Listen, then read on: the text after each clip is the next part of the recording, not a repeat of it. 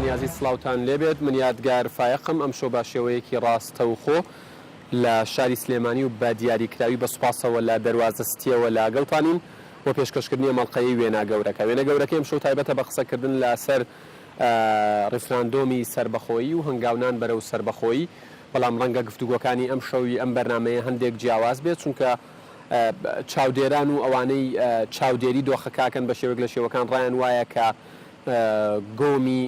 سیاسی لە هەرێمی کوردستان وردە وردە ئەشڵقێت و لایەنەکانی دیکەش دێنە پێشەوە و گۆڕانکاری و پێشاتی نوێ بەدیەکرێ، بە تایبەت دوایەوەی کە بۆ نمونە بینیمان یەکێتی و گۆڕان لە بەیاننامەکەیانە ئاماژەیان بەوە داوە کە دوای کاراکردنەوەی پەرلەمان هەنگاوەکانیان بەرەو ڕیفراندۆمی سربەخۆیی ئەوانیش دەست پێکەن واتە دێنە ناو بازنەی هەنگاوەکانەوە. لە بەرامبەر بینی پارتی دیموکراتی کوردستان لە زاری کاکۆشیار زێباریەوە ئاماژە بەوادا کە ئەوان ئامادەن بۆ کاراکردنەوەی پەرلەمان و توانێت سەرۆکی پەرلەمانیش بگەڕێتەوە سەر کارەکەی، واتە پارتی دیموکراتی کوردستان وازی لەو داوایەشی هێناوە کە کاراکردنەوەی پەرلەمان بوو بە مەرج. لە ئێستادا وترێت کە بە شێوەیەک لە شێوەکان بە تایبەت ئەمڕۆ ئەبینی کاک فازڵ میرانی سەردانی ئەمیری کۆمەڵی ئیسلامیە کات لە هەولێر، یعنی هەست دەکرێت جوڵەیەک لە ساحەکە هەیە بە ئاراستەی کۆکردنەوەی پاڵپشتی بۆ ڕیفراندۆم. من زیاتر ناڵم لە پێشەکیەکە ئەم شەو سێمیوانی ئەزیز و بەڕێز لەگەڵمە لا دەستە ڕاستەوە جەنابی کاگاوڕێ سوارە وەکو نووسەر حزوری هەیە، وەکو چاودێری سیاسی زۆر بەخێر بێن سەرچاوم، هەروەها کاک حەسەن جیاد کە وەکو چاودێرێک و وەکو پەرلەمانتاری پێشووی عێراقیش کە ئێمە سوود لەم پۆستەی پێشووی ئەبینین ئەم شەو لە بەرنامەکە سەبارەت بە ڕای عێراق و چۆنێتی مامەڵەکردن لەگەڵ عێراق، هەروەها مامۆستا حەمەد ڕەشید هەرس کە وەکو چاودێرێک وەکو هونەرمەندێک ئەم شەو حزوریە ئێوەش بەخێر بێن سەر و سەرچاوم. کاکاوڕێ سوارە گەر لە جەنابتەوە دەست پێ بکەم، پێشتر قسە لەسەرەوە کرا کە ڕیفراندۆمی سربەخۆیی ڕەنگە وەکو پێویست دەنگی نەخێر زیاتر بێت و دەنگی بەڵێ کۆنەکاتەوە، بە تایبەت کەوترا بزوتنەوەی گۆڕان و کۆمەڵی ئیسلامی کوردستان دوورن، بەڵام لە ئێستادا هەست دەکرێت جوڵەیەکەیە بە ئاراستەیەوەی هەموو لایەنەکان بێنە ناو پرۆسەی ڕیفراندۆمەوە، چونکە لە سەرەتاشەوە کەس ڕەتی نەکردبەوە. ئەم جوڵانە چۆنە بینی و تا چەندە ئومێدت بە ڕیفراندۆمی سربەخۆیی هەیە کە سەر بکەوێت و دەنگی بەڵێ سەر بگرێت؟ بەڵێ دەست خۆش ئەم کاتان باش بەنسبەت ئەو جوڵەی کە جەناب باسیەکەی ئەگەر بەو شەوە بچێتە سەر و سەر بگرێت بەڕاستی ڕیفراندۆم بۆ خۆی جوڵەیەکی باشی تێکەوە بە شێوەیەکی باشتر چێتە پێشەوە. بێگومان کۆمەڵانی خەڵک کاریگەرن بە ڕێبازە سیاسەکان، بۆیە ڕێکەوتنی لایەنە سیاسەکان بە دەنگ و ڕەنگ و بە ئیعلام و بە ڕاگەیاندن و بە میدیا و بە ڕێکخراوەکانیان و بە هەموو ئەو کاریگەریانەی کە لە ساحەکە هەیەە ئەگەر بێت و بگەنە ئەنجامێکی باش بە دڵنیایی ڕیفراندۆم پاڵێکی باش یا دەفعێکی باش دەچێتە پێشەوە و هەنگاوی چاگەچێتە پێشەوە و زیاتر ئەبێتە مای ئەوەی کە ئومێد و جێگەی ئومێدی خەڵک بێ، خەڵک دڵی پێی خۆش بێ، خەڵک بڕوای زیاتر بە هەنگاوە سیاسەکان بکە. بۆیە ئەو هەنگاوانە بەبێ گومان هیوادارین کە هەموو لایەنەکان بە باشی ئەو پیر ئەو بانگە وازەوە بچن. مەسەلەی ڕیفراندۆم ئەوە کارێکی زۆر ناڕەوای ئینسان لە بواری سیاسەتە ئامانجە حیزبیەکانی خۆی بە هەنێ لایەنی بەرامبەرە هەڵبواسێ یا کێشە نیشتمانی و نەتەوەکان بکاتە لەم پەرێک یا بیانوویەک یا نەچێتە بێشەوە یا بیکاتە سەنگەرێک بۆ ئەوەی دەستکەوتی حیزبی شخصی هەنێ کۆمەڵێ ناکۆکی و لەملانی هیچ شتێک پاسا و بیانوو نییە بۆ بۆچوونەوە ئێمە گەلەکەمان پێویستی بە ئازادی و بە سەربەخۆی و بەدەوڵەتەیە، لەبەرەوە ڕیفراندۆم لە هەلومەرجێکە ئێساتۆتەکایەوە ڕەنگە بەڕاستی ئێستا لەگەڵشەکە گەلی کوردستان گەلێکی تێکۆشەر و شۆڕژێر و قوربانی دەر و خاون شەهید و هێزی پێشمەرگەیە، بەڵام لەمان کاتە ئەم مەسلەی ڕیفراندۆمەش وەک مەسلەیەکی دیموکراسی بەڕاستی لەم قۆناغا کەمتر نییە لە خەباتی چەکداری و قوربانیدان، بۆیە زەرورە پێویستە لایەنەکان لایەنە سیاسیەکانەوە بە تایبەتیوان خوان بە بەرپرسەزانن بۆ کۆمەڵانی خەڵککە بە شێوەیەکی جددیتر باشتر بە دەنگ ڕیفراندۆمەوە بچن و کۆمەڵێ دەستکەوتی حیزبی ململانەی حیزبی هەنێشتی تاریخی مێژوویە و نەوترێ و نەوترێتەوانێ بۆیە ئەو جوڵەیە ئەمە هیوادارین کە جوڵەیەک بێ لە هوشیاری نیشتمانی و نەتەوایەتیەوە بێت و کۆمەڵێ لێبوردەی و چاوپۆشی بەرامبەر بە یەک بکرێ و کۆمەڵە داواکاری تەسکی ناوچەیی حیزبی بەڕاستی ئەگەر نەخێتە ولاوە ڕەنگە ئەو جوڵەیە سەرکەوتنی باش بەخۆیەوە نەبینێ بۆیە هیوادارین سوپاس دەکەم دیارە مەبەستمە بۆ بینەرانیشی ڕوون بکەمەوە کە هاوڕێ سوارە نەشتەریگەریەکی بۆ چاوی ئەنجامداوە بۆ ئەم شەو بە چاویلکەوە لە بەرنامەکە حزوری هەیە بە سوپاسەوە ئێمە داوای لێبوردنەکەین کە ئەبین بە ئەرک بۆیان بێگومان دێمەوەلات مامۆستا حەمە ڕەشی دەرەس پێمە لای جەنابتان ئێوە وەکو هونەرمەندێک و وەکو کەسێکیش کە ئەوترێت لە کایەکەیە قاڵ بوون و لەگەڵ سەردەمەکانە ژیاون هەر تەواوی کورد لە ڕابردوویە زیاتر ناخۆشی بینیوە معایەشە و تێکەڵاویتان لەگەڵ تەواوی ئەو سەردەمانە هەبوو لە ئێستادا کاتێکی گونجاوە کە ئێمە باسی سەربەخۆی یەکەین و ئەبێ چی بکرێ بۆی ئەم پرۆسەیە سەر بگرێ و سەر بکەوێت ئەوی ڕاستی بێ بەلای منەوە هەر کە شۆڕشی کوردەسی پێکرد ئەبواە داوای سەربەخۆیی بکرایە بەداخەوە کە نەکرا چونکە بۆ ئەو مافا سەرەتایانی کە داوامانە کرد ناپاڵم و کیمیاوی و ئەنفال و هەزارەها جینۆساید و چۆرەوەری و لە سێدارەدانماندی باوەڕ بکە گەر بۆ سەربەخۆیش وایە هەرەومەیان پێکرا کە بەرامبەرمان کردیان ئێستاش دوژمنانی کورد چاویان بەم ئەزمونە بچکۆلێشە هەڵ نایەت ئەوەتانە هەر ڕۆژەی موئامرەیەک و هەر ڕۆژەی پلانێک و هەر ڕۆژەی بەنەوەیەکەوە ئازارمانان هەموو کاتێک لە کاتێکی لە پێشووتری زووتر بوو هەموو کاتێکی لە سبەینی و لە ئایندەی زووترە بۆ ئەوەی کەوا زووتر ئێمە خۆمان بکەین بە خاوەنی خۆمان بکەین بە خاوەنی هەبوونی خۆمان بەڕاستی من ئازارە چێژم کەوا لایەنێک خۆی بکە بە خاوەنی ڕێفراندەم لایەنەکانی کەش دژی بن ئەمە بەلای منەوە هەر زۆر سەیرە ئەبێ هەر هەمومان خاوەنی ئەو ڕێفراندەمە بین ئەبێ هەر کەسێک خۆیەکا بە خاوەنی ڕێفراندەم ئەبێ ئەوانی تر زیاتر خۆیان بکەن بە خاوەنی و لە مەسەلەکە بچنە پێشەوە ئەمە مەسەلەی میلەتێکە بەداخەوە ئەمڕۆ گەنجێکی تەمەن 25 ساڵ نازانێ ئەمە چیمان بەسەر هاتۆ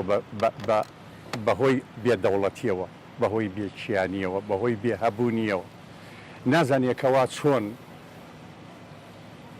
ئەفسەرێکی بێگانەی دوژمن لە شارەکانی کوردستانە چۆن گەورەترین و بەشەرەفترین ئینسان و ئابرومەندترین ئینسانی ئایا بەرشەق و بەرەو سزن و بەرەو زیندان و بەرەو سێدارەدانی ئەبرد ئەوانەی نەدیوە لەبەر ئەوە ئێستا هاوارەکە فڵاشت دێفیسە هەر تۆ هەموو شتێک ڕازەکەی هیچ شتێک نییە بەڵام سربەخۆیی مەسەلەیەکی ترە مەسەلەی برسێتی نییە مەسەلەی گەندەڵی نییە ئەسڵان ئەم مەسەلەی گەندەڵێ لە دەوڵەتێکی کوردی سربەخۆوانە بێت بە حیاتی چارەسەر ناکرێت چونکە کەواتە با منەوە پرسیارە بکەم هەر لەناو ینی کۆتا قسەی خۆتا من پرسیارێکم لا دروست زۆر جارە وترێ گەندەڵی هەیە ناحەقی هەیە نەعەدالەتی هەیە نایەکسانی هەیە و سەرچاوەکەشی پارتە سیاسەکانی هەرێمی کوردستان دەوڵەت ئەتوانێ ئەمانە چارەسەرکە چونکە ڕایەکی پێچەوانە هەیەڵێ نا دەوڵەت ناتوانێ ئەمانە چارەسەرکە دەوڵەت کێشەی ترمان بۆ دروستەکە بەڵام تۆوەتە ئەڵەی دەوڵەت ئەتوانێ ئەمانە چارەسەرکە چۆن یەکشت گرنگە ئاسایشی نەتەوەی ئەو ئاسایشی نەتەوەیە کە کەس ناوێرە باسی بکە لەبەر چی ناوێرن باسی بکەن چونکە ئێمە ئاسایشی نەتەوەیمان نییە ئاسایشێکی شەق و شڕمان هەیە لە هەزار لاوە دەلاقەی تێکەوتووە هەرچی دوژمن هەیە لە کوردستانە تەراتێنەکە هەرچی گەندەڵ هەیە هەرەکەی پەلی بە پەلی دوژمنیەکەوەیە ئەمە لە کوردستانێکی سەربەخوا بۆیان نالوێت تکا ئەەکەم ئەوەی کەوا دڵسۆزە بۆ کورد و کوردستان ئەوەی کە ئەوێ گەندەڵی نەمێنە لە وڵاتێکی سربەخۆی کوردیە نامێنێت هەتا ئێوارە باسی گەندەڵی بکرێ و گەندەڵی نەمێنیە لە وڵاتێکە کە ئاسایشی نەتەوەی تیان نەبێ بێهودەیە هەرچی ئیشێکیشی بۆ کرێ هەر هەمووی سەپانی پوشە ئیلا لە دەوڵەتێکی نەتەوەیانە بێ کەوا کورد تایە تاچی کورتایە ئازاد بێ ئازادی هەڵکشان و داکشان مامۆستا حەمەڕەشید بەڵێ هەرس زۆر جار گەنجەکانمان لەبەر ئەوەی ئەوترێتنەوەی دوای ڕاپەڕینن ئاگایان لە شتەکانی پێشووتر نەبووە کە چی خەبات کراوەوە چەند خوێنی شەهید ڕژاوە تا بەم ڕۆگەشن بەڵام من هەستمە کرد تۆ لە قسەکانتە دڵت پڕ بوو کە باسی ئەم مەسەلەیەتە کرد بۆ لەبەر ئەوەی کەوا ئێمەی گەنج لە کاتی خۆیان هەموو هەمێکمانەوە بووکەوە ڕژێمێکی فاشستی داگیرکەر نەمان کا بە سەرباز و نەمان بە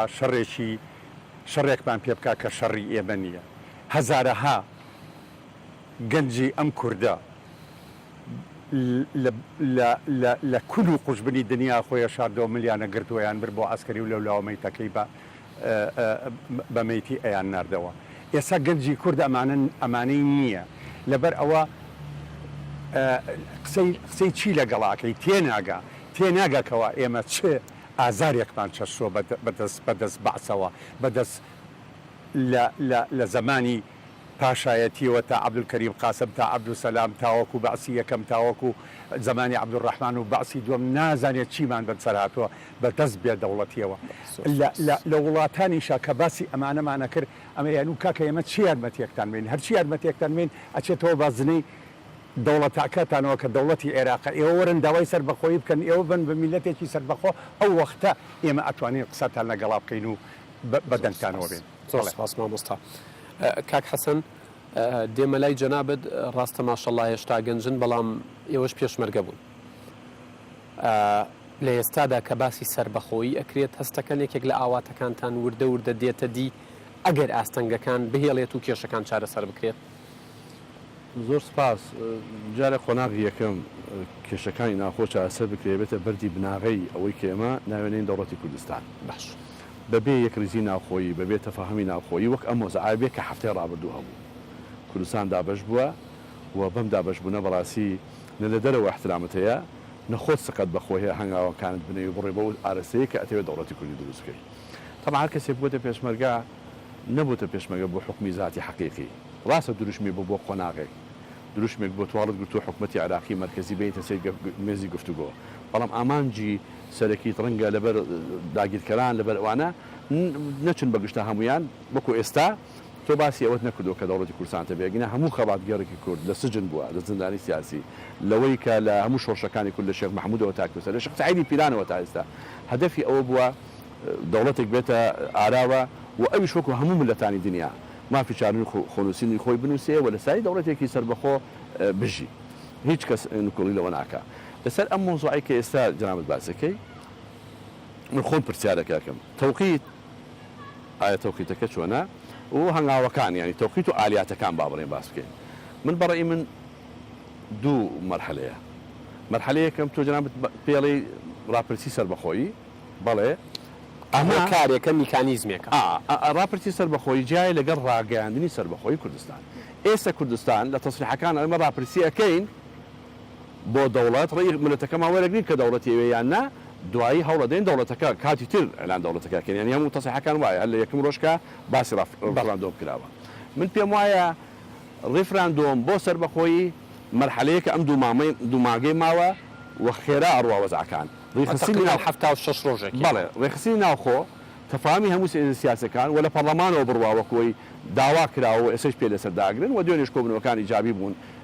تەفاعلی باش کراوە لەگەڵ مۆزوعە ئەمە بە خێرایی بڕوا لە مۆزوعی تا ڕۆیشتن بۆ ڕێفراندۆم بۆم دوو مانگە عاملی فاکتەری ناوخۆیی زۆر مهمە یەکڕیز بین بۆ ئەوەی لە ڕۆژی ڕێفراندۆمەکە یەکڕیز بین زۆرترین ساحەقترین دەنگ لە ناوچەکانی دەرەوەی رێم و لێرە بەڵێ بۆ کوردستان بێ باشە ئەمە ڕۆیشت پێشوی بچینە ناوچەکانی دەرەوەی ئیدارەی هەرێمی کوردستان مەبەستمە و پرسیارە بکەم ئەبێ سەرکردایەتی سیاسی کورد لە ئێستادا چی بکات بۆ ئەوەی هەموو تاکێکی کورد ببێ بە بانگەشەکار بۆ سەربەخۆیی و ڕێفراندۆم تەفاهمی سیاسی ڕێکەوتنی سیاسی تایمیشنەکردنی کەس حساب نەکردن بۆ کەس لە خۆبردووی تەنازەکردن بۆ یەکتری هیچ عیبێکی تیانە ئەبێ ئەوە بکات کە ئێستا دوو ڕۆژە ئومێدێکەیە ینی بە ئوتجاها بڕۆین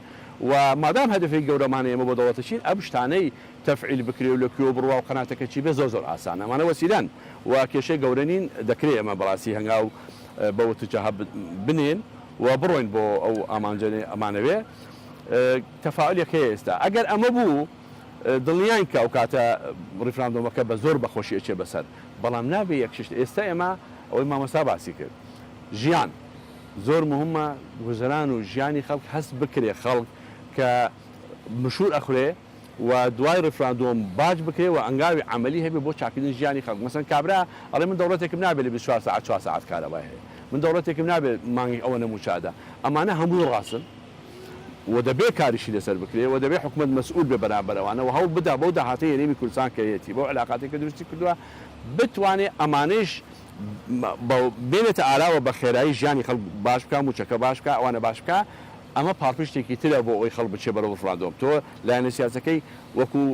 سەرخانە بە بڕوای سەرکردنی دۆخی دارایی هاوڵاتیان کاریگەری باشێنی ئەبێ زۆر ئەی چۆنەگەنان نەبێ خەڵکەمە ڕەنگەم کاتەینێکی ڕەوا بڕێکا کە من ئێستا فدرالی بێ و سەر بەخۆی بێ ئەم حکومەتە بێ و ئەم وەزع بێ چ قاندازێکی ممتیایە بۆیە دەوڵەتی ئەعلانی ڕەفراندۆمیان دەوڵەتی کوردستان شتێکی بڵێن سەرخان حسابەکە و لە ژیان ڕۆژانەی خۆشە ئازارێکی گەورەی هەیە من بۆ قۆناغی دوو ینی ئەگەر پرسیارت لە برادران نەبێ بۆ قۆناغی دووەم قۆناغی یەکەم ئەمە بە خێرایی ئیشی لەسەرەکەی ناوخۆی خۆت بەقوتەکەی بۆ قۆناغی دووەم کە دوای وەعلانی دەوڵەتەکەکەی کە لە ڕۆژی 25 مین تۆ وەسیقەیە کە دەستەوەیە کە ئەم ملەتە داواک بێ بە دەوڵەت ئێستا ئەگەر سوورەتەکە سێرکەی لە لە ئەقلیم لە ناو عێراق نە لە دەرەوە جێوی ئێمە زۆر خراپە و کەسی شتەی ناکە و بەداخەوە دوای ئەوە کە ڕفراندۆمان کرد ئەبێ بە هەموو توانایەک سیاسی پەرلەمان ڕۆشنبیران کورد لە دەرەوە لۆبی کوردی لە دەرەوە دۆستەکانی کورد لە دەرەوە لە پەرلەمانتا لە سەحەفی لە کەسایەتی لە چی هەموو ئەمانە بێتە سەرخەت خۆت ئەمە هەنگاوێکی باشە کە لە ئێستادا لیژنەی باڵای ڕفراندۆم شاندی دروست کردووە بۆ سەردانی وڵاتان و لایەنە من یەکێ لە پرسیارەکان لە کورسات ویست مقابلێکمانە بوو وتم کاک مەسعود لەم ڕۆژانە وتێتی دوای ئەوەی کە دەنگەدرێ بۆ ڕفراندۆم ئێمە ئەجۆڵین بەسەر وڵاتەکان و بەسەر عێراق و بەسەر دەرودراسێ یەکێکی خۆمان ئاکاک مەلاسە شتێکی جوانوتی بەڵێ بۆ ئێستا دەست پێ ناکەن ئەوە تا دەستیان شتێکی عملی و شتێکی باشیشە ئێستا کە دەست پێەکەی لە ناوخۆی خۆت ڕێخە لە ڕێگەی پەرلەمان شتەکان با بڕوە هەوڵەکان هەست دەکرێت جەناب وەکو پەرلەمانتارێک و سیاسەتمەدارێک هەست ئەکەی هەنگاوەکان جدین و وەکەوە باسنە ئەوە نییە کە ئەوترات جدینین لەسەر ئاستی ناوخۆ خەریکن کێشەکان چارەسەرەکەن و لەسەر ئاستی دەرەوەش جوڵیان دەست پێ کردووە ئەگەر هەموو لایەنەکان شەریک بن لە قەرارەکە جدیەتی پێوە دیارە بێ وەکوێک هەوڵی بۆدەن وەکوێک خەڵکی بۆ سازدەن سادکردنەوەش نامێنێ و هەنگاوەکان تۆ باتمێنانە ئەو کاتە هەنگاوی بۆ دەنەی ئەم جار بەڕاستی ناجەحشەبی ناکرێت تۆ بچی بۆ وەسیقەیەکی دووەلی خەڵکێکی کەم دەنگ بدا بۆ بەڵێ و نیمێ ملەتەکە دابش بوون قسامێکی گەورە هەبێ بچی بۆ 50 زایدیەک لە ڕووی یاساییەوە بەڵام لە ڕووی ماڵی و ئەخلاقیەوە کە یەک ریز بووی هەموو لایەنەکان هەستیان کرد کە مشارکن لەو قەرارە و پەرلەمانی کوردستان تفعیل کراوە کە بەڕاستی دەستگایەکی مهمە بدەبێت تفعیل بکرێتەوە شتەکان لە ڕێی ئەوە بڕۆن بۆ پەرلەمانی کوردستان حزبێک نییە هەموو لایەنە سیاسیەکانن و هەموو لایەنە سیاسیەکان و کاتە شەریکە بن لە قەرار و تحمل ڕفراندۆم و سەربەخۆییش بۆ حزبێک نییە بۆ هەمووانە و ئەکرێت ئیشی بۆ بکەن سوپاس دەکەم کاک حەسەن بێگومان دێمە وڵات بەڵێ کاکاو ڕێسوارمە بەسمە و پرسیارە بکەم لە ئێستادا لە سەرەتاوە هەستە کرا وترات لەسەر ئاستی عێراق و لەسەر ئاستی وڵاتانی ئیقلیمی و ناوچەکە و لەسەر ئاستی جیهانیش ڕیفراندۆمی سەربەخۆیی ئیقبالێک و پێشوازیەکی باشی لێ نەکراوە بەڵام لە ئێستادا چونکە لە ناوخۆی خۆمان کۆگرین بەڵام لە ئێستادا هەستەکرێت لە ناوخۆ وردە وردە کێشەکان چارەسەر ئەبن و هەنگاویش بەرەو دەرەوە ئەندرێت ئەم هەنگاوانە چەندە گرنگە لە ئێستادا ئێمە هەموو گەلێک خۆی بڕیاری خۆیەدا هەبێ گەلی کوردستان شتەکان ناو خۆیان تێکەڵ نەکە ئەوەی پێوتێ وڵاتانی هەرێمی بە دنیایی دڵخۆشین بەو بابەتە و ناشکرێت تۆ چاوەڕوانی دڵخۆشی و تەیدیان لێ بکەیت بەڵام ئەوەی کە بۆ گەلی کوردستان بۆ هێزەکانی گرنگە بۆ خەڵکی کوردستان گرنگە مەسەلەی هێزە هێز لەم وڵاتانە هێز ئەو دەورەی نەماوە دیارە لەبەرچی ئەو وەزعی عێراقە ئەو وەزعی سووریەیە ئەو وەزعی دوو وڵاتەکەی ترە ئەمە دۆخێکی زۆر گونجاو و لەبارە بۆ ئەو وەزعیکە زۆر بێ وڵاتانی کە بەستەوەی ئەوان سەرقاڵی کێشەی کێشی خۆیان ناشتوانن لە وازروفێکە ڕەنگە ئازاری تۆبن ئەزت تەدەن ئازارت پێگەێنن بەس ئەو ئازارە کاریگەر نییە نابێ مرۆڤەونە ناسکش بێ لە هەموو شتێک ئەمە 200 ساڵە ئەو میلەتە ئازاری چێژێ قوربانیە چێژێ لەبەرەوە ئەو ئازارانی کە لەمە دووە لەسەر ریفراندۆم و لەسەر سەربەخۆی دێ زۆر کەمتر لەو ئازارانەی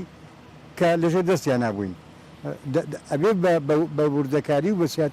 سیاسەتەوە سەری مۆزۆعانە بکرێت تۆ لەژێر دەستی لایەنە کابیا لەژێر دەستی دەچێت ئەبێ ئازاردانی دوژمنەکانت بۆ تۆ چی بێ کە تۆ لەژێر دەستیان نەبی کۆمەڵە پەلەقاژەی مەرگاکرێت لەبەرەوە گەلی کوردستان و هێزەکانی نابێ یەکتری خۆمان بکەین بڵێن وەڵاوە فلان ناڕازیە ئەوە دراوسێ ناڕازیە بێگومان ناڕازیە بە دڵنیایی ناڕازیە بەڵام ئەوەی کە هەیە ئەو وڵاتانە ئەوە نییە کە بڵێ ئەو هێزەیە ئەو شانی جاریانیان هەبێ بێن ینی ئەم وڵاتە ڕۆژهەڵاتی ناوەڕاست عێراق سووریا ئەمانە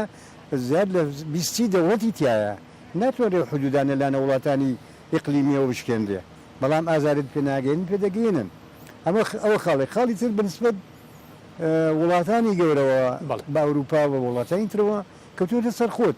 کەی خۆت بڕیاربی سەر بەخۆبی ئەوان دژن نابن بەڵاتەوان مامەڵە لەگەڵ ئەمری واقعەکە بە جدی لە هەموو وەختێک ئەوە دوو سێهم بەڕاستی ئەوەی کە جێی داخە ناوخۆی خۆمانە ینی ئەوە جێی داخە کە ئەو هەلومەرجە لەبارە ئێمە خۆمان لە ئاستی ئەو هەلومەرجە لەبارەدانین بۆیە ئەوەش کە مادەم گەوتەکە خۆمان بین دەژوێت لەوە خۆشحاڵێکی دیاگەر خۆمان مستەبینە بێ خۆشمان چارەسەگەین چارەسەرکردن ئەوەش دیارە بە لێبوردەی بەڕێکەوتن بە یەکگرتن لەسەر خاڵا و بەشەکان لەبەرەوە بەڕای من یەکگرتنی ناوخۆ جگە لەوەی کە بەردی بناغی سەرکەوتنی ڕفرادۆم و سربەخۆیی و دەوڵەتە لە هەمان کاتە هۆیەکی ڕاستە و خۆشە بۆ لانگریکرد و تێیدیکردنی وڵاتانی دەرەوە هەم بۆ پشگیری و هەم بۆ پاراستنی بەرژەوەندەکانی خۆیان بەڵامەکە تۆ نتوانانی لەناوخوا بەرژەوەندەکانی خۆت پارێزی دیفاکتەی خۆت بچەسبێنی و هەر ڕۆژەی لایەک دژیەوی کە بێ بێگومانەوە جێی کارەساتە وەزعی ناوخۆ پێویستە چاکتر کرێ باشتر کرێ و ئەوش بەدەست خۆمان زۆر سپاس کاک سوارە بێگومان ئێمە هیوادارین کە لە بەرنامەکانی داهاتوو نەڵێن یەکێ لە ئاستەنگەکان دۆخی ناوخۆی و سەرکردایەتی سیاسی کورد ترک بەو بەرپرسیارەتیە بکات و بە ئاراستی چارەسەرکردنی کێشەکان هەنگاو بنێت مامۆستا حەمە ڕەشید هەرس مەبەستمە ئەو پرسیارە بکەم لە ئێستادا خۆتەزانیە وترێت کۆمەلگەی کوردی کۆمەلگەیەکی تا ڕادەیەک حزبیە حزبەکەی چۆن بیر بکاتەوە ئەو بەو ئاراستەیە بیرەکاتەوە بەڵام ئێمە لە باسی ڕێفراندۆمی سەربەخۆی و هەنگاونان بەرەو سەربەخۆیە چۆن ئەتوانین بیرکردنەوەی حزبیانە تێپەڕێنین و تا چۆن بە گرنگە تێیپەڕێنین ئەوە ئەبێ ڕوو لە ئینسانی وشیار و ژیر بکەیت من هەتا ئێوارە سەر بە هەرچی حیزبێک بم کە ئینسانێکی بێلایەنم سەر بە هەرچی حیزبێ بم حیزبەکەم پێم بڵێ دەنگ بۆ سەربەخەوەی خۆمە ڕێگەزانم ێوێ کۆی لەم کە ئەمە مەسەلەکەیە لێرە ئەجینە ئەگەر ئەم حیزبانە هەمووی بەیەکەوە بە یەک دەست بە یەک دەنگ بە یەک با بڵین بە یەک دڵسۆزیەوە بڕۆنە پێشەوە پێویستی بە ڕێفراندەم نییە هەر یەکسەر سەربەخۆیی جاڕێین و تەواو بەڵام ئەم مەسەلەی ڕێفراندەمە ئەمە بوونی نەکبەتی کووردە بوونی هەزار پارچەیی کووردە و بە پێ بڵێم هەرچی نەکبەتی و نوشستی ئەم میلەتە هەیەکەوە خەڵکی ئێستا خەڵکی کورد ڕقی هەڵساوە و قیل لە دڵە هەموو مەسەلەکە هینی هەزار پارچەیی ئەم میلەت هەیە هەر کەسە و بەلایەنی خۆیەوە ڕایە کێشە و ئەویکەی بە گەندەڵەکە و حتا هی وایە مەسەلەن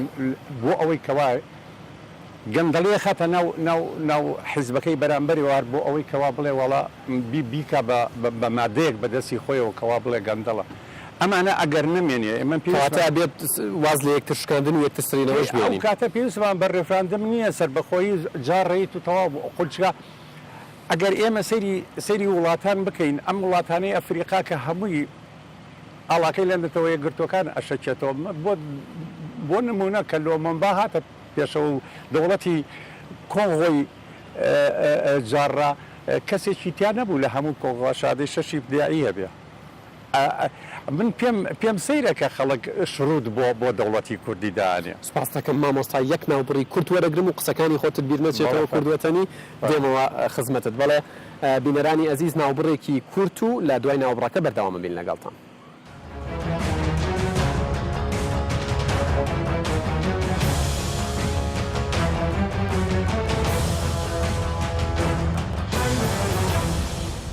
بەڵێ بینەرانی ئەزیز دووبارە سڵاوتان لێبێت بەردەوامین لە وێنە گەورەکە. مامۆستا حەمە ڕەشید لەوێ وەستای کەوتت نابێت مەرج بۆ دەوڵەت دابنرێت چۆن؟ بێگومان ئێمە ئەگەر سەیری ئەم دەوڵەتانی جیهان بکەین هەر یەکە بە شێوەیەک هاتوۆتە پێشەوە هیوا هەبووە بۆ بە دەوڵەت هەر پەرلەمانیشی نەبووە هیوا هەبووە بۆ بە دەوڵەت هەر خوێنەواریشی نەبووە هیوا هەبووە بۆ دەوڵەت لە سەرەتایی ژیانیەوە هەتاوەکو تۆپی ژیانی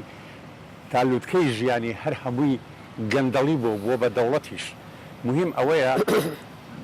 ئەمڕۆ ئێمە ببین بە خاوەنی چیانێک لەناو ئەو چیانە بتوانیت گەندەڵی چارەسەرکەین ئەجینە بێچیان و ئاوا هەر پارچەمان بەدەست دوژمنێکەوە بێ بە حیاتی پێمان چارەسەر ناکرێ ئێمە یەک دوو هەمینیان کە ئەو کەسەی هەر کەسێک هەر جیهەتێک کە باسی سربەخۆی کوردستانەکە خۆرە بە هەوانتە باسی ناکە دیارە شتێکی دەستکەوتۆ بۆیە باسیەکە ئەجینە ئەو شەڕەنە هەموارە تووشی خۆی ناکات لەبەر ئەوە با پێ بڵێم بەکەواتە وەڵامی و پرسیارە بیتەوە کاڵێت ئەمانە جددینین لەم باسە بەڵێ پەیامی تۆ چییە بۆ ئەگەر جددی نەبن بۆچی دوژمنان کەوتونەتە پەلە قاژە شتی وا ئەکەن بیزەبەت یعنی کوتومت ئەوەیەکەوە چۆن خنکاوێک دەست بۆ پوشێکە بە ئەوەتانی دەست بۆ پوشە بە ئەمە ئەگەر شتێک نەبێ لە ئارا ئەگەر ئیرادەیەکی گەورە و پێداگرتنێکی پیرۆز نەبێ لە ئارا ئەمانە بۆ کەوتونەتە پەلە قاژە ئەجینە وەکو جاران با هەتا ئێوارە کورد لە سچی خۆی باە گویان نایە بۆ ئێستا کەوتونەتە پەلە قاژە. زۆر سپاس مامۆستا حەمە ڕەشید. کاک حەسەن جیاد بێمەوە لای جەنابەت بە حکومی و جەنابەت 4 ساڵ لە پەرلەمانی عێراق نوێنەرایەتی کوردت کردووە. ئەبێ سەرکردایەتی سیاسی کورد لە ئێستادا چۆن مامەڵە لەگەڵ بەغا بکات کاتێ باسی ڕفراندۆم و سربەخۆیی ئەکات بۆ ئەوەی داواکاریەکانیان و ئەو دەوڵەتی کوردستانی کە بەنیازن ڕای بگەێنن هەمووان پێکەوە قبول کراو بێت لەلایەنەوانیشەوە. والله خۆی ئەمەی بەغا و دەرەوەی بەغا و دەروجیران و دەرەوە ئەمە پێڵن بۆعلی دەولی لەم قەزیە باش بۆعلی ناوخۆی یان وەزعی ناوخۆی خۆمان هەڕێکەکەوین لە ماوەی دەڕۆژ توانین ڕێکەوین تا ڕفراندۆمیش کێشەمان نەبێ و دەنگ بدەین. باش کێشەکەمان لە چیایە؟ کێشەکەمان لە دەروجیرانە و لە بەغایە و لە عالم بۆ هەر یەکێکیش یەکەم جار باسی بەغام بۆ بکە پاشان دەروجیران و وەکو خۆت اینجا عالم بەغا تاکو ئێستا بەداخەوە چندێک ئێمە ئیشمان کردووە لەگەڵ ئەو لایەنەی کە ناو عێراقن لایەنێکیان نێوت بەڵێ کوردەکان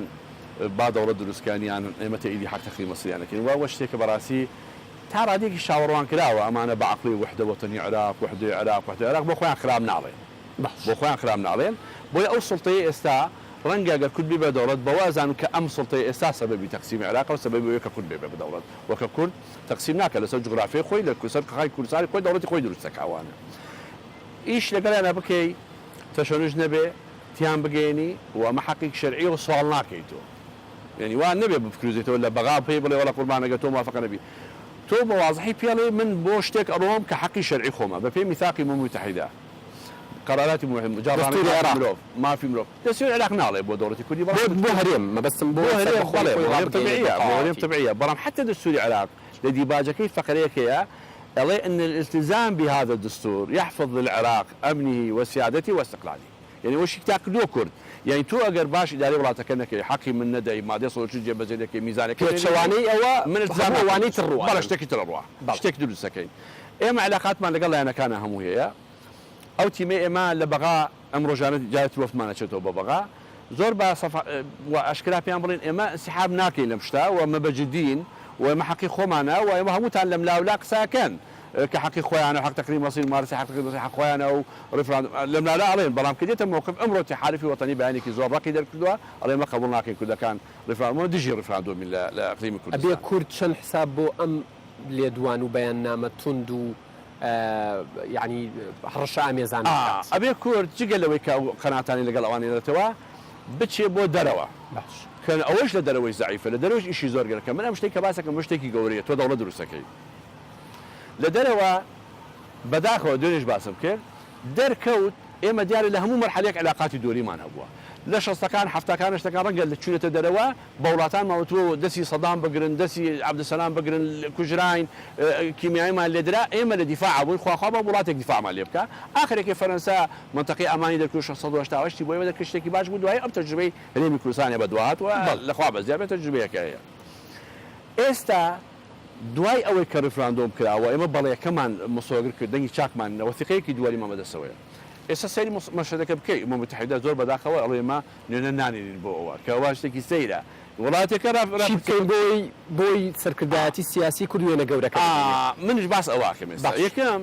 پەرلەمانی کوردستان و پەرلەمانی عێراق ئێمە خەڵکمانەیە ئەبێ بچی بۆ لە هەموو پەرلەماناتی عالم پەرلەماناتی عالم ممثلی خەڵکی وڵاتانن تیان گەیەنی کاکە ئێمە حەقی شەرعیمان نیە ئەوە قانون دووەری نازانن قانون متحیدە نازانن كرد لقانوني دنيا بدر بدولة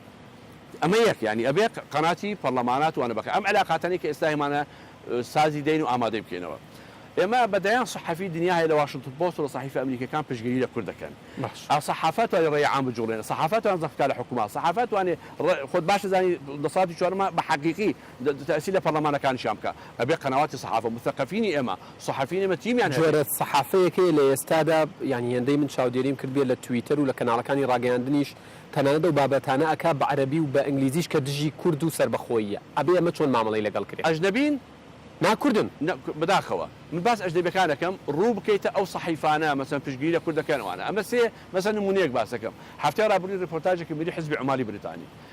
من بيست برامزور تاكيد ما حزب عمالي بريطاني تايد دولتي كرديه حزب كي قوري بريطانيا مجاد زور باش شغويكي زور شان ديان عند برلمان بينيوتي كردكان حقي خويانا دوله درسكن تو اما بقري ابي اما طبعا باس امدو معنا ناكم لمدو معنا تحول يقورا لموقف ولاته كان نابي تو ايش كي دواي او وثيقات بدسوبو درجه هم دنيا مثلا عالمي عربي ديان صحفي دوستي اما هي لناو دنيا عربي لمصر ومغرب وبقرا تاكنوا عراق بس حسال علوي يكون مثقفان عرب خم لسيماني كوره كابين كاكسواريج دانشتبو وتي واعلان دولت كان من ابم حركه كم ناو دولة عربية من لوبي ولا دولة عربية كان من رئيس أكاني عرب هم برادر من مثقفين عرب هم برادر من بويا إما همو تاكل بيد دوستكانيش بقرينو أجاين برلمان مثقف هنرمان صحفي قوري عالم وانا جقلوا مثلا إما يسمون باسك مناسبة كي باش لو أنا إما كشكل قرنبو ودولة كان منجوران وشنا برلمان تكان وقذا كمان قوري كده وبويا لن بعد دولة كمان ئێمە دەتوانین بە هەر چوار پارچەی کورسان بە کوردی هەر چوارچەی کورسان لە هەموو وڵاتەکانی عالم مظاهراتی سلمی داوا بکەین و مظاهرە بکەین کە ئێمە حەقی خۆمانە بشینە بەردەم پەرلەمانەتەکان و حکوومەتەکان کاتی فشار و هێزینەر بەڵێ ئەمە پێڵێن فشار یعنی بڵێ بۆیە ئێمە حەقی ئەومان نەبێت کە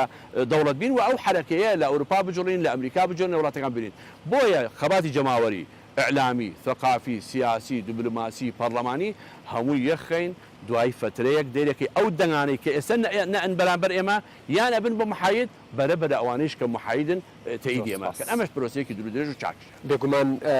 هەمووانەی ئاماژەت پێدا هەمووانی هەمووتان ئاماژەتان پێدا خەڵی زۆر گرنگن ئەبێ سەرکردایەتی سیاسی کورد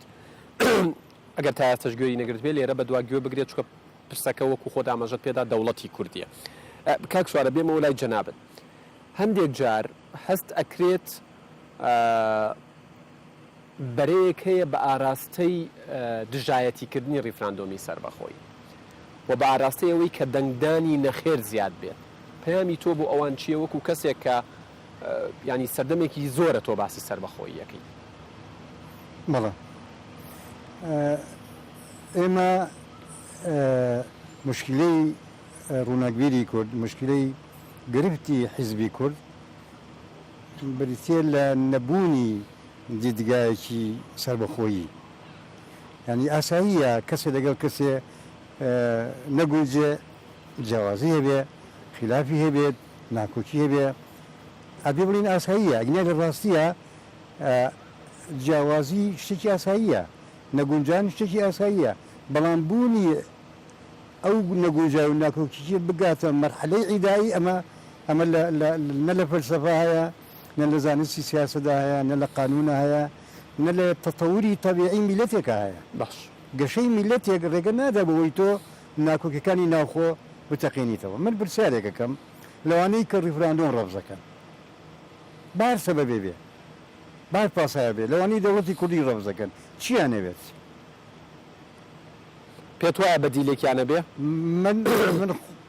ئەو خۆیان نەبێ وان وەڵام بن هەیە ناڵێن بەدیل عێراقە عێراق تۆ چی ئەڵێی؟ وڵاتێکی کۆلنیالیزمی ئیستیعماری ئیستیفانی لەسەر کوردستان جا ئەوە لێرەوە مەوزوعەکە ئەوەیە خصوصیتی کوردستان تایبەتمەندیتی کوردستان ئەوەیە کە وڵاتێکی داگی کراوە لە ژێر هەڕەشەی ئەسیمیلاسیۆندایە واتە توانەوەدایە دژمنی ژمارەیەکی کوردستان عێراقە دەوڵەتی عێراقە گەلی عێراق نا دەوڵەتی عێراقە ئەو دەوڵەتە تۆ بەشێ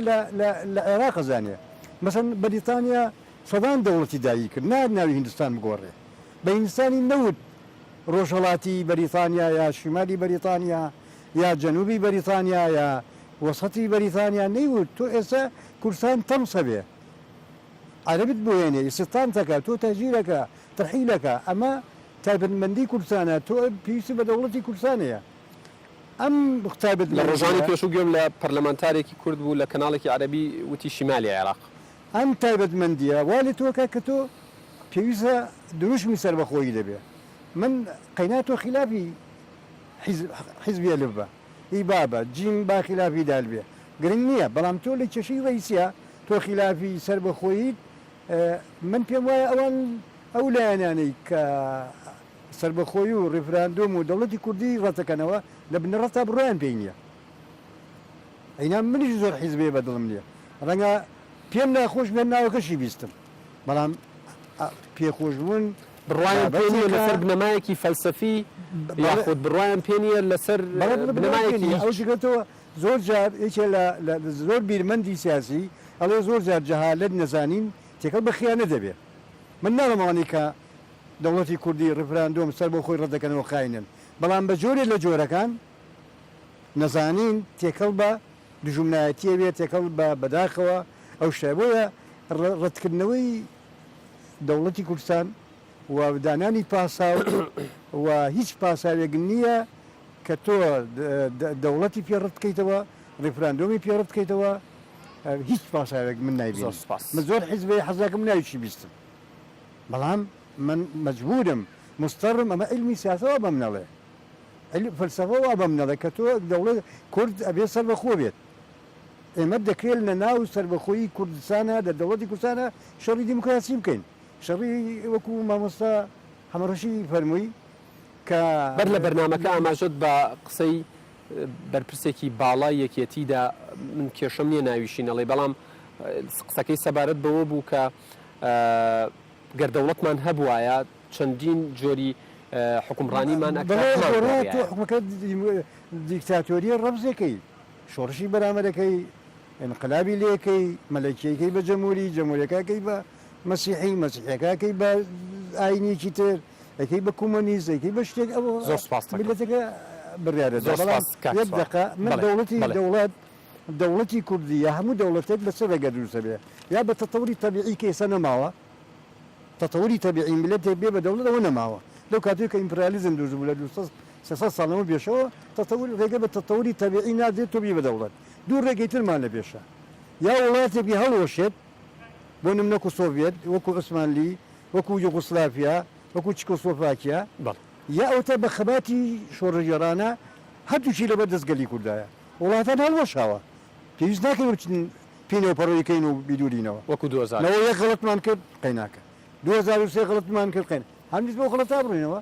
ناکرێت دەبێتەوە ئێستا ئەلومەرجەکە لەبارە کە تەیری دەوڵەتکەی تەیری ڕفراندۆمکەی و هیچ ڕێگەیەک هیچ پاساوێک بای ئەوە نییە کە تۆ 30 ساڵی کە بێن محاسبەت کاتمە وڵات ئەو پرسیارە بکەم کالومەرجەکە لەبارە ئەگەر لە دەست بچێت ئایا چاوەڕی فرسەتێکی وا بکەینەوە مامۆستا حەمەڕەشی بێ مەولای جەنابەت مەبەستمە پەیامێک هەبێت بۆ دەستەبژێری ڕۆشنبیران و هونەرمەندان و ئەو کەسانی کە تۆ ڕۆژانە بەرکەوتنت هەیە لەگەڵیانە و بەدەستە بژێری کۆمەلگەدایانێن چ لە مامۆستایانی زانکۆ مامۆستایان بەگشتی هەموو ئەوانەی کە لە بوارەکەن لە ئێستادا ئەوترێت پرسی ڕیفراندۆمی سربەخۆی و سربەخۆی پرسێکی حزبی نییە مڵکی هیچ حزبێک نییە و نابێت کەسێکە بێت لەم باسەیە بێلایەن بێت یعنی بڵێ من بەرامبەر بە دەوڵەتی کوردستان بێلایەنم وا ئەوترێت ئەمە ڕەئیەکە ڕەئی من نییە تۆ پەیامت چییە بۆ ئەو کەسانە ئێمە لەناو تەنورەکەین بە ڕۆشنبیر و بە عەوامەوە ئێمە هەموو لە تەنورەکایە ئەسووتین بەڕاستی ئەم 12 ساڵەی کەوا ئێمە لەگەڵ ڕژێمی عێراقا ئێمە هەرەڵێن ڕژێم بەڵام مەسەلەکە دوو نەتەوەی جیاوازی ئێمە لەگەڵ ئەوانە ئەمەنیان ئازاراین ناچار ئەم ڕێفراندۆمەمان هێناوەتە پێشەوە بەم ڕێفراندۆمە ئیتر ڕۆشنبیر بێ هونەربەند بێ عەوام بێ هەرچی کەسێک کەوتونێتە کۆڵانێکی دەرنەچووە وەکو تاریقی کوڕی زیاد با لێهاتووە پاپۆڕەکانمان سووتانووە ئەبێ مل بنین بۆ سەرکەوتن یا ئەوەتانێ سەرەکەوین یا ئەوەتانێ حەقی ئەو وشەی ڕێفراندۆمە هەتا ماوە ئەبێ کورت تاڵایی باتەوە ئێمە ئەگەر ئێستا ئەم ئیشە نەکەین هونەرمەند و ڕۆشنبیر و هەموو کەسێک کەوا لەم پێناوە خەبات نەکە بەرەو سەرکەوتن خەڵک هانە نەوە دوایینەوەی خۆی ڕسوایەکەن نەوە دوایینەوەی خۆی نەفرەتی لەکەن ئێمە لە شۆڕشی کووردا باسی ئەحمەد تەقیە کرێ سەری نەوازشی بۆ دائانێ باسی بێکەسە کرێ سەری نەوازشی بۆ دائانێ باسی شێخ نووری شێخ ساڵحە کرێ سەری نەوازشی بۆ دائانێن بەڵام ڕۆشنبیرمان نەدیوە لەو زەمانە دژی خۆی بێت ئەمڕۆ ڕۆشنبیرە بینین دژی خۆیەتی سبەینە نەفرەتی کوڕەکانی خۆی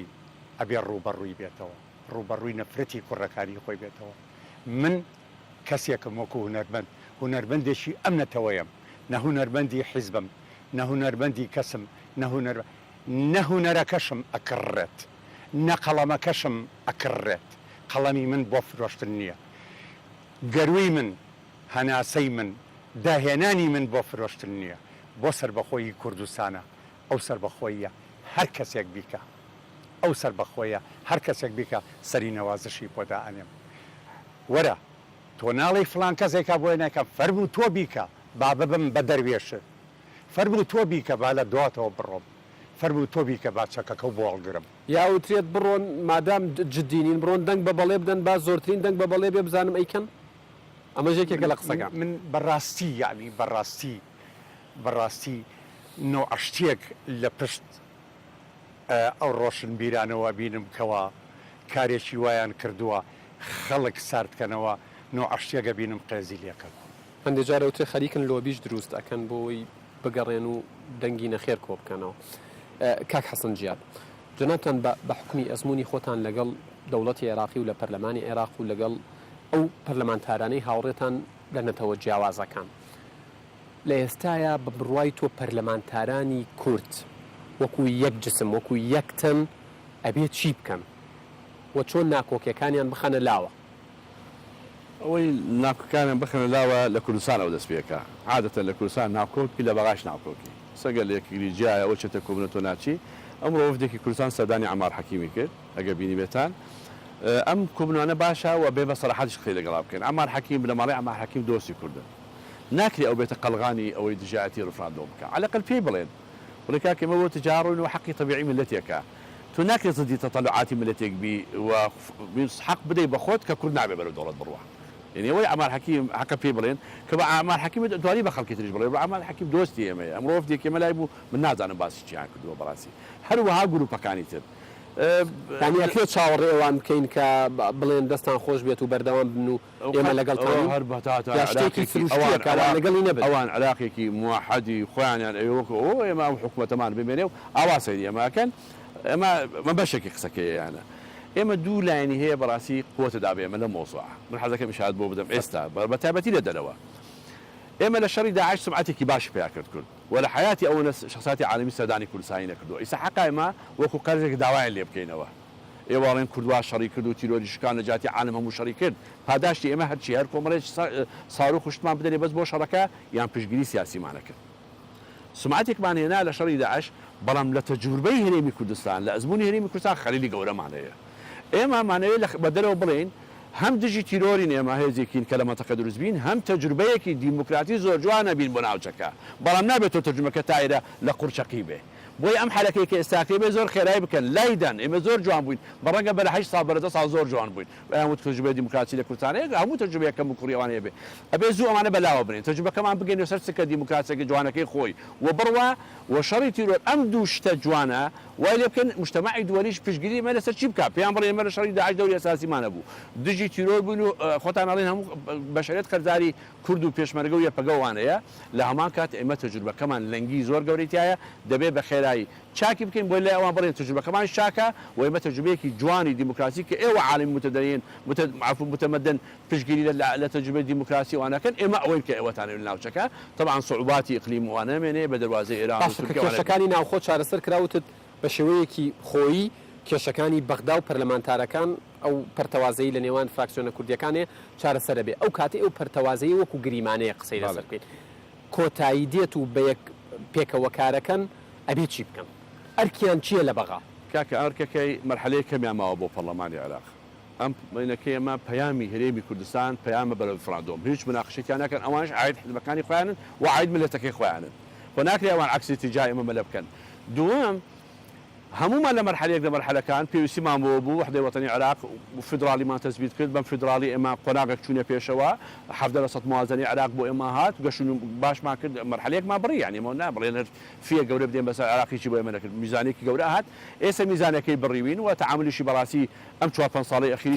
پێمەڵێن کاتم لە کۆتایی نزیک بۆتەوە بریاد دەرفەت زیاترە بۆ وایە بەڵام لە داهاتوو دەرفەتی ترە بێت کار هەر لەگەڵ جەنابی شتە قسە لەسەر ئەمە بکەین ئەبێت ڕیفراندۆم لە ناوچە کوردستانیەکانی دەرەوەی ئیداری هەرێم بکرێت بەڵێ ئەگەر نەکرێت عێراق چۆن مادەی 140 جێبەجێ نەکردووە ئەمە گرەی لەوە کە کاتە بە خۆمانیش نەزانم بەسەر خۆمان زۆر سپاس دەکەم کاک سوارە کاتی پرسیارم نەماوە دوا پەیام و دوا قسەی خۆت سواز بۆیەوە و هیوادارین ئەم حملەیەک بۆ دەوڵەت و بۆ سەر بە خۆی بۆ یەک ڕیزی بکرێت و ئەو لایەنانەی کە لە یەک تۆراونەمی خەڵکی یەک وڵاتین یەک میلەتین ڕەنگە هێزە گەورەکان زەرورە بەرامبەر بە یەک یەکێتی پارتی گۆڕان یەکگرت و بزوتنەوە سوسیالیزم حیزبی کوردین هەموو جێ ڕێزن خەبات و خەباتکردیان تایە شۆڕژەریان تایە تێکۆشەریان تایە ئێمە دەکرێت هەمومان لە یەک بگرین بە شێوە لە شێوەکان تا وڵاتەکەمان لەم قۆناغی ڕاگوزاریە ئەوەی کە پێوتێ فەتە ئینتیقالی یەک بگرین دوای ئەوە حساب کتاب لەگەڵ یەکەین زۆر ئاسانە زۆر سپاس بۆ جەنابی هاوڕێ سوارە وەکو نووسەر لەگەڵمان بوو کاک حەسەن جیاد پەرلەمانتاری پێشووی عێراق و سیاست مەدار مامۆستا حەمە ڕەشید هەرس کە وەکو هونەرمەندێک و وەکو چاودێرێکی سیاسی پەیامەکانی خۆی گەیان سوپاسان دەکەم سوپاس بۆ کاتێک کە بە ئێمە و بە بینەرانتان بەخشی بە ئومێدەی هەموو قسە و گفتوگۆ و تێبینیەکان جێگەی خۆیان بگرن بەڵێ بینەرانی ئەزیزم سپاس بۆ مستافە ئەزیزم لە شاری سلێمانی و لە شاری هەولێر سپاس بۆ دەروازە تی ڕێزی یادگار فایق و هەموو هاوڕێکانم قبول بکەن تا بەرنامەیەکی دیکە بەخواتان ئەسپێرم و ماڵی ئەوە و کوردستان هەمیشە ئاوەدان بێت خواتان لەگەڵ